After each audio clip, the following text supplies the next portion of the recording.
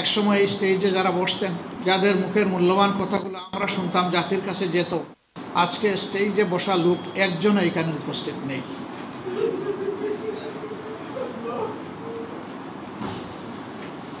তারা চলে গিয়েছেন মৌলার কাছে, রেখে গিয়েছেন আমাদের কাঁধের উপর আমানতের বিশাল ভার। তাদের অপরাধ ছিল এই আয়াতটি যে প্রেক্ষাপটে নাজিল হয়েছিল, এইবারকার হজের মৌসুমে আল্লাহ তাআলা আমাকে সেই জায়গাটায় নিয়ে গিয়েছিলেন। 1000 বছর পুরানো এবং পুরানো মানুষগুলোর হাড্ডি এখনো রয়ে গিয়েছে।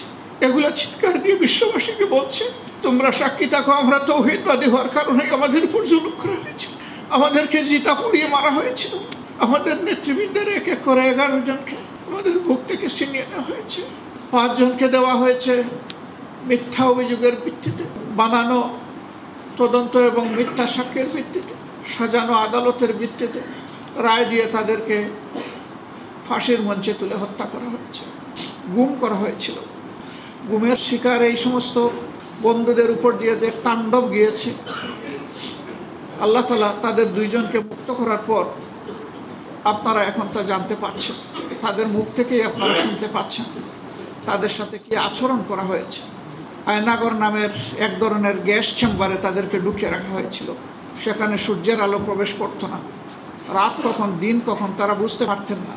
আজানের সময় উচ্চ সুরে বাজনা বাজিয়ে আজানটা শুনতে বিঘ্নিত করা হতো, দেওয়া হতো না আজান শোনার জন্য। ওজুর পানি চাইলে, নামাজের কথা বললে দুর্ব্যবহার করা হতো।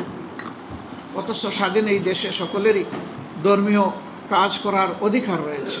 শুধু কি তাই, আমাদের মা বোনদেরকেও বেইজ্জত করতে তারা কুণ্ঠাবোধ করে নাই। পর্দানসীন মহিলাদের ইজ্জত তারা কেড়ে নিয়েছে। আমরা যখন শুনতাম কাউকে বলতাম না, শুধু আল্লাহকে বলতাম, আমাদের কলিজা, আমাদের হৃদয় ভেঙে টুকরা টুকরা হয়ে যেত। আমাদের কাছে একজন পুরুষের শাহাদতের চাইতে একজন মহিলার ইজ্জত লুণ্ঠন করা ছিল অনেক কষ্টের। এটা শোনা। সম্মানিত ভাইয়েরা, এখানেও তারা থামেনি। হাজার হাজার মিথ্যা মামলা দিয়ে বিভীষিকাময় অবস্থা তৈরি করে লক্ষ লক্ষ মানুষকে দফায় দফায় জেলে নেওয়া হয়েছে। তার সব কিছুরই সাক্ষী এদেশের 18 কোটি মানুষ। আমরা আমাদের মনের কথাটুকু সেদিন বলার কোনো সুযোগ পাইনি। আমরা চিৎকার দিয়ে কাঁদতে পারিনি। বাপ বেটা একই টেবিলে বসেছেন খাওয়ার জন্য, দুপুরের খাবার নেবেন, তুলে এনে বলা হয়েছে রাষ্ট্রের বিরুদ্ধে ষড়যন্ত্র করতে তারা বসেছিলেন গোপন বৈঠকে। নিজের বাসায় নিজের ঘরে বাবা আর ছেলে টেবিলে বসে খাবার নিচ্ছেন, এইটাও অপরাধ। এরকম কত হাজার অপরাধ আমাদের সাথে করা হয়েছে, তার হয়তো টানা কয়েকদিন বলা যাবে, তারপরেও শেষ হবে না।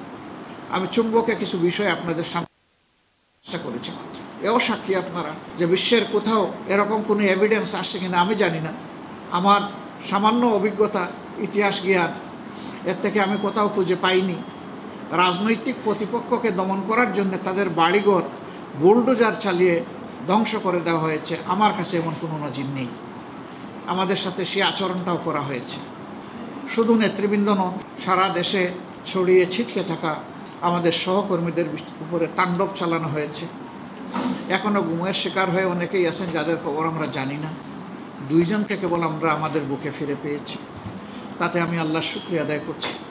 সারা বাংলাদেশে পুরুষ মহিলা শত শত খুন করা হয়েছে। আমাদের প্রত্যেকটা রাত, প্রত্যেকটা দিন উদ্বেগ উৎকণ্ঠার মধ্যে ছিল। আমরা আমাদের আপনজনদের মুখ দেখতে পারিনি। মাস চলে গেছে, বছর চলে গেছে, আমরা দেশে অবস্থান করি, কিন্তু আপনজনদের সাথে আমাদের মুলাকাতের পরিবেশ ছিল না।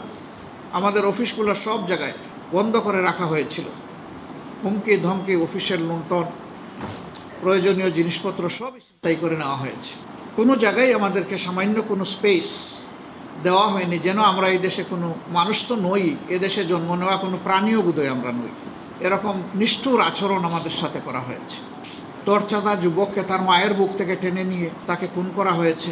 5 দিন 7 দিন গুম করে রাখার পর নাটক সাজিয়ে বলা হয়েছে অমুক জায়গায় হামলার জন্য প্রস্তুতি নিচ্ছিল। সেই অবস্থায় পুলিশ ঘেরাও করে ধরে নিয়েছে এবং তারপরে যখন অস্ত্র উদ্ধারে বের হয়েছে তখন পাল্টা দিক থেকে গুলি আসলে পুলিশের গুলি এবং পাল্টা দিকের গুলিতে সে মারা যায়। সবগুলা গুলির ঘটনা ছিল পিছন দিক থেকে খুন করা। যে 2-1 জন বেঁচে এসেছেন তারা বলেছেন যে হাতে হ্যান্ডকাপ দিয়ে আমাদেরকে বলা হতো সামনের দিকে হাঁটো, হঠাৎ করে গুলি এসে কাউকে নিয়ে যেত দুনিয়া থেকে তুলে। এরকম ছিল সেই দিনকার অবস্থা।